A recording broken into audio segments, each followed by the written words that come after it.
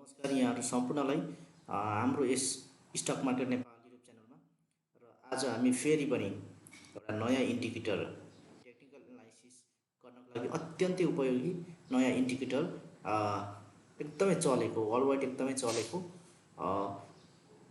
RSI को विषयमा हामीले चाहिँ नयाँ एउटा भिडियो बनाउन गइरहेका छौँ र उक्त भिडियो सुरु गर्न चाहन्छु र आज हामी चाहिँ टेक्निकल एनालाइसिसको पार्ट 2 चाहिँ बनाउन गइरहेका छौँ। पार्ट 1 मा हामीले MACD को विषयमा बनाइसकेका छौँ। कृपया तपाईहरुले पार्ट 1 को भिडियो पनि हेर्नु होला, प्रतिक्रिया दिनु होला र हाम्रो युट्युब च्यानलमा चाहिँ यस्तै टेक्निकल एनालाइसिस सम्बन्धी विभिन्न सेक्टर वाइज चाहिँ स्टकहरुको एनालाइसिस र यस्तै टेक्निकल एनालाइसिस सम्बन्धी बेसिक नलेजहरुको ट्युटोरियल भिडियोहरु पनि फेरि हामी चाहिँ अपलोड गरिरहने नै छौँ। यदि राम्रो लागेमा हाम्रो युट्युब च्यानललाई सब्स्क्राइब गरिदिनु होला, लाइक गरिदिनु होला है त। र हामी आज पार्ट 2 मा चाहिँ RSI को विषयमा भिडियो बनाउन गइरहेका छौँ। आउनुस् हामी RSI को विषयमा कुरा गर्छौँ। RSI भन्नाले रिलेटिभ स्ट्रेन्थ इन्डेक्स रहेको छ र रिलेटिभ स्ट्रेन्थ इन्डेक्स भनेको एउटा मोमेन्टम इन्डिकेटरको रूपमा चाहिँ हामीले युज गर्छौँ। एज अ ट्रेडिङ गर्दाखेरि हामीले विशेष गरेर युज गर्छौँ र यसको खास काम भनेको चाहिँ तपाईको के हुन्छ भने RSI ले चाहिँ कुनै पनि स्टकको प्राइस ओभरबाउट जोनमा छ अथवा चाहिँ ओभरसोल्ड कन्डिसनमा छ भन्ने कुरो चाहिँ हामीले पत्ता लगाउनलाई चाहिँ हामीले युज गर्छौँ र RSI भनेको 0 देखि 100 सम्म चाहिँ यसको रेन्ज रहेको हुन्छ र यो RSI चाहिँ तपाईको जे वेल्स वाइल्डर जुनियर भन्ने व्यक्तिले चाहिँ डेभलप गरेको हो, जुन चाहिँ 1978 मा चाहिँ उसको सेमिनल 1978 बुक भन्ने प्रकाशन गरी चाहिँ RSI को चाहिँ डेभलप गरेको हामीले चाहिँ लिन सक्छौँ र यो एउटा स्ट्रङ टुलको रूपमा चाहिँ हामीले चाहिँ लिन सक्छौँ। धेरै जसो ट्रेडरहरूले चाहिँ RSI लाई चाहिँ एउटा स्ट्रङ टुलको रूपमा चाहिँ टेक्निकल इन्डिकेटरको रूपमा चाहिँ हामीले युज गर्न सक्छौँ है त। अब त्यसै गरी RSI को हामीले कसरी निकाल्ने त भन्ने कुरो रहन्छ। RSI भनेको एउटा फर्मुला रहेको छ। RSI भनेको 100 माइनस 100/1 प्लस RS। RS भनेको रिलेटिभ स्ट्रेन्थ हो है। अब रिलेटिभ स्ट्रेन्थ हामीले कसरी निकाल्न सक्छौँ भन्नाले एभरेज अफ एन्ड्स डेज है, end days closes up divided by average of end days closes down. र यसमा चाहिँ मैले एक्जाम्पलको रूपमा चाहिँ 14 डेजलाई दिएको छु। यसमा चाहिँ तपाईको कस्तो हुन्छ भने 14 दिन भित्रमा चाहिँ जुन जुन दिन चाहिँ तपाईको प्राइस अप हो त्यसको एभरेज डिवाइड बाइ तपाईको 14 दिन भित्रमा जुन जुन दिन चाहिँ तपाईको प्राइस डाउन हो त्यसको एभरेज गरेर यसको चाहिँ हामीले RS निकाल्न सक्छौँ। यसरी RS चाहिँ यदि तपाईको 1 भएको खण्डमा के हुन्छ, तपाईको फर्मुलामा के हुन्छ, RS 1 भएको खण्डमा 1 + 1 2 हुन्छ है। 100 डिवाइड बाइ 2 गर्दाखेरि के हुन्छ 50 हुन्छ है। 100 माइनस 50 गर्दाखेरि 50 हुन्छ। यसरी RS चाहिँ हाम्रो निकाल्न सक्छौँ है त।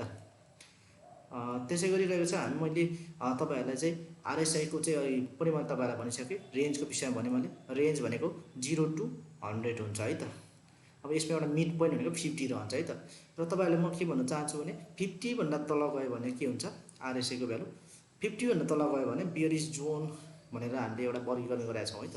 त्यसैगरी 50 देखि माथि एउटा बुलिश जोन भनेर चाहिँ हामीले भनेका छौँ र यसमा हामीले बुझ्नुपर्ने कुरा के हो भने 0 to 40 भनेका छौँ र त्यसरी 50, 60 र 100 रहेको छ है त। अब यसमा कस्तो हुन्छ भने एउटा लोअर जोन भनेको 40 हामीले मानेको छौँ र त्यसरी एउटा अप्पर जोन भनेको 60 मानेका छौँ है त। र यो चाहिँ हाम्रो रियल चार्टमा चाहिँ हाम्रो नेप्सेको जुन चार्ट रहेको छ त्यो चार्टमा पनि हामीले इन्डिकेटर RSI युज गर्दाखेरि यो चाहिँ 70-30 है। अप्पर जोन 70 लोअर जोन 30 मा चाहिँ उसले मानेको हुन्छ है त बाइ डिफल्ट चाहिँ। तर हामीले त्यसमा सेटिङमा गएर हामीले 60-40 बनाउन सक्छौँ है त। हाम्रो 70-30 मा पनि नहुने त होइन है, त्यसमा पनि बनाउन सकिन्छ, गर्न सकिन्छ। तर पनि वर्ल्ड वाइड अहिले के छ 60-40 लाई नै हामीले चाहिँ आधार मानेर चाहिँ गर्दा चाहिँ मोर एक्युरेट हुन्छ भन्ने मात्रै हो है त। त्यसमा 70-30 गरेर पनि केही फरक पर्दैन। म तपाईहरुलाई यसमा रियल चार्टमा पनि गरेर देखाउने छु है त। र त्यसै गरी यसमा हामीले बुझ्नुपर्ने कुरो के हो भने यदि कुनै पनि स्टकको चाहिँ RSI चाहिँ यसरी घट्दै जान्छ है, यसरी घट्दै जान्छ। यसमा हेरौँ है त। RSI रेन्ज यो मैले पावर पोइन्टमा बनाएको हो। यो RSI जस्तो कि तपाईको यदि घट्दै घट्दै आएर माथिदेखि आएर यो तपाईँको 50 देखि तल गयो भने तपाईँको बियरिस जोन सुरु हुन्छ, मैले भनिसकेपछि। अब तपाईँको के हुन्छ भने यो 40 को लाइन है, यसलाई सपोर्ट बनाउँछ र माथि उठ्छ, र यदि तपाईँको 50 लाई चाहिँ रेसिस्टेन्ट बनाउँदै फेरि तल आउँछ भने के हुन्छ, यसलाई चाहिँ के भन्छ, बियरिस सेन्टिमेन्ट अथवा बियरिस मार्केटमा चाहिँ यस्तो देखाउँछ है त। रियल चार्टमा पनि यो देखाउँछ यसरी। तपाईँको जब 50 भन्दा माथि जान्छ तब तपाईँको के हुन्छ, बुलिस जोन अर्थात् बुलिस मार्केटको चाहिँ लक्षण यस्तो हुन्छ है त। 50 भन्दा माथि रहन्छ र अप्पर जोन चाहिँ हामीले 60 बनाएको छौँ है, र त्यसै गरी लोवर तपाईँको 50 लाई नै यसले के गर्छ, सपोर्ट बनाउँदै फेरि माथि उठेर जान्छ है त। फेरि तपाईँको फेरि माथि जान्छ, फेरि घटेर आउँछ, फेरि 50 लाई नै के गर्छ, यसले सपोर्टको रूपमा काम गर्छ। र यसमा चाहिँ बेरिसमा चाहिँ के भयो, 50 लाई चाहिँ यसले रेसिस्टेन्सको रूपमा काम गर्यो है, माथि छुन्छ फेरि फेरि तलै आउँछ। तर बुलिस मार्केटमा 50 लाई नै यसले के गर्छ, सपोर्ट बनाएर माथि जान्छ है त। अब यसमा चाहिँ मैले अघि पनि तपाईँहरूलाई देखाइहालेँ, मैले जुन कुराहरू गरेँ है। अब यसमा चाहिँ के हुन्छ, यदि 50 भन्दा माथि जान्छ भने है, 60 भन्दा नि माथि जान्छ भने यो चाहिँ ओभरबाउट जोन भयो है। लगानीकर्ताहरूले किन्दै किन्दै भाउ बढाउँदै बढाउँदै माथि लगे, ओभरबाउट जोन भयो, धेरै मान्छेले किने भन्ने अर्थ लाग्छ है। अब चाहिँ अलिकति रिस्क बढ्यो भन्ने कुरो हो है, अलिकति प्रफिट बुक गर्ने समय हो भन्ने कुरो हो। यो चाहिँ कुनै रियल चार्ट होइन, यो मैले आफूले ड्र गरेको मात्रै हो है त। र त्यसै गरी घट्दै गयो, भ्यालु घट्दै गयो, 50 भन्दा नि तल घट्दै घट्दै गयो। तर एउटा यस्तो पोइन्ट आउँछ है 40 को आसपासमा, त्योभन्दा तल आयो भने के हुन्छ, मान्छेले यति धेरै बेचे कि सस्तैमा है, घट्दै घट्दै घट्दै गयो, तपाईँको ओभरसोल्ड जोन भन्छ है, त्योभन्दा तललाई पनि है 40 है, यो आसपासलाई के भन्छ, ओभरसोल्ड जोन भनिन्छ। यहाँदेखि चाहिँ मार्केट अब के हुन्छ, रिस्क छैन, रिस्क एकदमै कम, जति तल आयो रिस्क चाहिँ कम हुन्छ है त। हामीले अब बाई पोजिसन लिन चाहिँ सक्छौँ है त। तर एज अ ट्रेडरको रूपमा हामीले कसरी चाहिँ ट्रेडिङ गर्ने भन्ने विषयमा तपाईँहरूलाई म भन्न चाहन्छु। यदि बियरिस मार्केट छ भने हामीले ट्रेडिङ गर्न चाहन्छौँ भने यो 40 लाई यसले चाहिँ यसरी सपोर्ट बनाएर माथि जान्छ भने, 50 लाई रेसिस्टेन्स बनाउँछ भने हामीले 40 को आसपासमा के गर्ने, हामीले बाई पोजिसन लिने, र 50 को आसपासमा यसले फेरि रेसिस्टेन्समा तल आउनु खोज्छ है। यो चाहिँ बियरिस सेन्टिमेन्टको कुरा गर्दैछु, बियरिस मार्केटमा कुरा गर्दैछु। फेरि तपाईँको 50 को आसपासमा फेरि हामीले बेचिदिने है त। यसरी हामीले ट्रेडिङ गर्न सक्छौँ। तर बुलिस मार्केटमा के हुन्छ, 50 लाई यसले सपोर्ट बनाउन खोज्छ है, कुरा क्लियर छ। र 50 लाई सपोर्ट बनाएर माथि जान खोज्छ भने हामीले 50 को आसपासमा चाहिँ हामीले 50 देखि माथि चाहिँ हामीले के गर्ने, बुलिस मार्केटमा बाई पोजिसन लिने, र माथि 60 कटेर जान्छ भने तपाईँको के हुन्छ भने भोल्युमले राम्रो सपोर्ट गर्दै गएको खण्डमा चाहिँ 80-90 पनि पुगेको हामीले देखेका छौँ है रियल मार्केटमा। र हाम्रो चाहिँ जति माथिको उति रिस्क बढी हुन्छ, हामीले बाई पोजिसन लिन चाहिँ गाह्रो पनि हुन्छ है। त्यो बेलामा हामीले 50 को आसपासमा चाहिँ बाई पोजिसन लिएर माथि अप्पर जोन 60 को आसपासमा हामीले हाल्यौँ भने एकदमै राम्रो हुन्छ है त, एकदम सेफ हुन्छ। फेरि तल आउँछ, तल आएको बेलामा फेरि के गर्ने, बाई पोजिसन लिने। यसरी चाहिँ हामीले चाहिँ ट्रेडिङ गर्न सक्छौँ RSIबाट।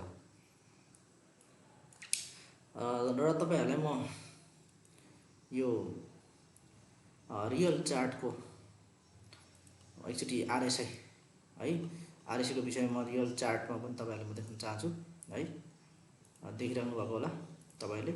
र यसमा म तपाईँहरूले कुरा गर्न चाहन्छु, यो नेप्सेको कुरा गरेँ मैले तपाईँहरूलाई, नेप्सेको रियल चार्ट। यसमा तपाईँहरूले के गर्ने, इन्डिकेटरमा गएर RSI टाइप गर्नुभयो भने, यो टाइप गर्नुभयो भने RSI यहाँ आउँछ है त, यसरी आउँछ। मैले त अलरेडी खोलेकोले गर्दा यसलाई क्यान्सल गरेँ, यो एउटा अलरेडी छ मेरो है।